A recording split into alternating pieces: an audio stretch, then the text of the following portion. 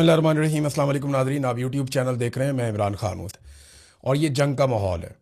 इसमें जो है वो ईरान के साथ पूरे खित्ते में एक कशीदगी जारी है। आबना हुर्मुज़ ईरान ने बंद किया हुआ है। अमेरिका और इसराइल ने इस लड़ाई का आगाज़ किया था। अरब ममालिक ने इसकी मुखालफत की थी, लेकिन जवाब में ईरान ने अरब ममालिक में मौजूद अमेरिकन एसेट्स के ऊपर अटैक कर दिया, जिससे अरब ममालिक को भी नुकसान हुआ और अमेरिका को तो बहुत भारी नुकसान हुआ। उसकी क्रेडिबिलिटी भी गई। ईरान ने बड़े लीथल किस्म के अटैक किए हैं और अमेरिका ने बड़ी कोशिश की है जंगबंदी की।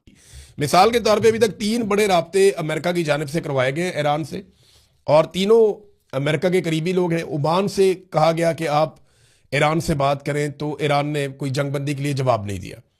फिर फ्रांस का एक चैनल है, उसको इस्तेमाल किया गया, तो वहां पे भी ईरान ने सख्त शराइत रखी और ईरान ने जंगबंदी के लिए रजामंदी जाहिर नहीं की।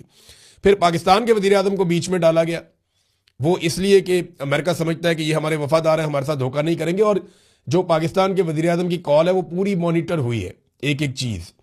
तो उसमें जो है वो शहबाज शरीफ ने बात की जब ईरान से, तो उन्होंने 3 शराइत रख दी। उन्होंने कहा जी, नंबर 1 शर्त तो ये कि हमारे हुकूक को तस्लीम किया जाए, नंबर 2 हमें मुआवजा दिया जाए, नंबर 3 हमें गारंटी दी जाए कि आइंदा हमारे पर अटैक नहीं होगा। अब ये है सिचुएशन। क्या पाकिस्तान वाकई सऊदी अरब के साथ मिलकर ईरान पे अटैक कर सकता है, या अरब ममालिक ये लड़ाई लड़ सकते हैं? पाकिस्तान को इसमें फायदा क्या होगा, नुकसान क्या होगा? देखिए, फौरी तौर पे तो फायदा होगा। पाकिस्तान को पैसे मिल जाएंगे, फील्ड मार्शल की अहमियत और बढ़ जाएगी डोनाल्ड ट्रंप की नज़र में। इमरान खान को मजीद जेल में रखने के लिए और पाकिस्तान तहरीक इंसाफ को दबाने के लिए भी उनको पाकिस्तान में काफ़ी सहूलत मिल जाएगी। इंटरनेशनली इनके ऊपर जो उंगलियां उठती हैं वो उठना काफ़ी हद तक बंद हो जाएंगी। थोड़ा पैसा वैसा भी मिल जाएगा, IMF भी रिलीफ दे देगा, ये आर्जी तौर पे इनको चीज़ें मिल जाएंगी। लेकिन ईरान के साथ टकराव के नतीजे में अपनी एक मुकम्मल सरहद हमेशा के लिए हम खतरे में डाल लेंगे। देखें ना, जो अफगान सरहद है वो हमने खतरे में डाल ली है।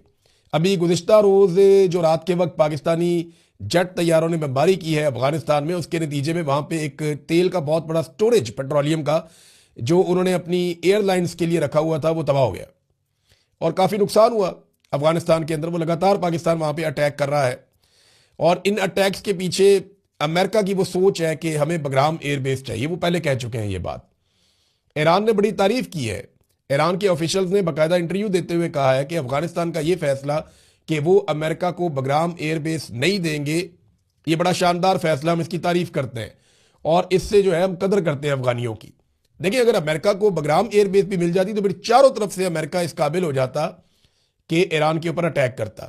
लेकिन बगराम एयरबेस अमेरिका को नहीं मिली, और पाकिस्तान में एयरबेस देना मौजूदा रजीम के लिए भी इसलिए मुश्किल है कि इमरान खान साहब एक पैटर्न सेट करके चले गए। इमरान खान साहब ने इतनी मुश्किल डाल दी है, उनका एक लफ्ज एब्सोल्युटली नॉट वो इतना भारी है कि ये सारी हुकूमत मिलकर उसका बोझ नहीं उठा पा रही। वरना ये बड़े आराम से उनको अड्डे देते थे अमेरिकन को कि यहां से भी मारे आप ईरान को। बहरहाल, अब सऊदी अरब से पाकिस्तानी बहुत प्यार करते हैं, लेकिन पाकिस्तानी ईरान से भी प्यार करते हैं। अगर पाकिस्तान ईरान के साथ किसी लड़ाई में उतरता है तो ये डिजास्टर होगा। ये बहुत बड़ी गलती होगी, बहुत बड़ी मिसकैलकुलेशन होगी पाकिस्तान की मिलिट्री की कि वो ईरान के साथ एक जंग लड़ेंगे, चाहे वो सऊदी अरब के लिए ही लड़े। देखिए, सऊदी अरब में ईरान कोई मक्का मुकरमा पे या मदीना मुनव्वरा पे अटैक नहीं कर रहा, खुदा न खास्ता। ईरान अमरीकी अड्डों पे या अमरीकी असासों के ऊपर अटैक कर रहा है, और वो ये बार बार कहता भी है। और बहुत सारे अटैक मशरिक वस्ता में ऐसे हुए हैं, या तुर्की की जानिब ऐसे हुए हैं, आज़रबाईजान भी, जिनमें ईरान ने बड़ा कैटेगोरिकली कहा कि ये हमले हमने नहीं किए। जो किए हैं उनको वो मानते हैं, जो नहीं किए वो कहते हैं जी हमने नहीं किए। और ये अरब ममालिक और बाकी लोग भी ये कहते हैं जी ठीक है, हम ये बात तस्लीम करते हैं कि ईरान ने ये हमले नहीं किए। अब लेकिन वो कोई भी ये नहीं बताता कि वो हमले कर कौन रहा है, फॉल्स फ्लैग ऑपरेशन कौन कर रहा है। देखिए, अमेरिका के अंदर बहुत बड़े बड़े तजियाकार हैं, बहुत बड़े जर्नलिस्ट हैं, टकर कार्लसन हैं, कुछ और लोग हैं, वो ये कैटेगोरिकली कहना शुरू हो गए हैं कि कोई बड़ा फॉल्स फ्लैग ऑपरेशन होने वाला है। वो लोग ये कहते हैं कि 9/11 की तर्ज का कोई बहुत बड़ा हादसा होने वाला है। या तो ये गल्फ में हो जाएगा, आबना हुर्मुज़ में हो जाएगा, या ये अमेरिका के अंदर कहीं हो जाएगा। और ऐसे किसी इंसिडेंट के बाद एक जवाब बनाया जाएगा कि ज्यादा बड़ी फोर्स के साथ ईरान पे अटैक किया जाए और ज्यादा ब्रूटल अटैक किया जाए। देखिए, ईरान का नुकसान बहुत ज्यादा हो रहा है। जो लोग ये समझते हैं कि एक तरफा ईरान मारता चला जा रहा है, ऐसा नहीं है। उन्होंने बड़ा खौफनाक अपना नुकसान बर्दाश्त भी किया है। जो इस वक्त एक रिपोर्ट है रेड क्रिसेंट की, वो मैं आपके सामने रख देता हूं। रेड क्रिसेंट ने बताया कि 20,000 से जायद टारगेट्स को निशाना बनाया गया। अमेरिका और इसराइल की जानिब से ईरान में। और जो रिपोर्ट बता रही है वो कह रही है 24,531 सिविलियंस के जो यूनिट्स हैं उनको तबाह किया गया है। और इसके अलावा जनाब सिविलियंस और दूसरे यूनिट्स को तबाह किया गया है। इसमें 19,775 यूनिट रेजिडेंशियल हैं, जो रिहायशी इमारतें हैं 19,775 उन्हें तबाह किया गया। 4,511 बिजनेस यूनिट्स, कारोबारी जो यूनिट्स हैं उनको तबाह किया गया है। उसके अलावा 69 स्कूल तबाह कर दिए गए हैं।